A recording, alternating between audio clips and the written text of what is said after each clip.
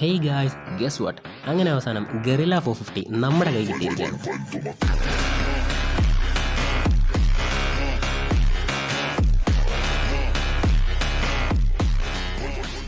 ഇതിൽ യൂസ് ചെയ്തിട്ടുള്ള engine ഹിമാലയൻ്റെ 452cc liquid cooled എഞ്ചിനാണ്.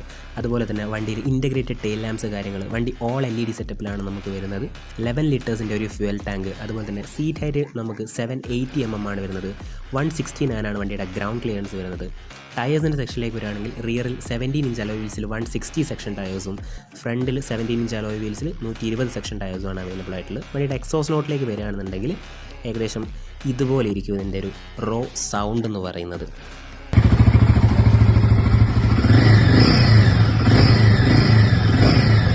അപ്പോൾ ഈ ഒരു വണ്ടിയുടെ ഡീറ്റെയിൽ റിവ്യൂ നമ്മൾ വൈകാതെ നമ്മുടെ യൂട്യൂബ് ചാനൽ അപ്ലോഡ് ചെയ്യുന്നതായിരിക്കും. അപ്പോൾ അതിൻ്റെ അപ്ഡേറ്റ്സിന് വേണ്ടി ഇൻസ്റ്റയും അതുപോലെ തന്നെ എൻ്റെ ബയോയുള്ള യൂട്യൂബ് ചാനലും ജസ്റ്റ് ഒന്ന് ഫോളോ ചെയ്ത് വെച്ചേക്കുക.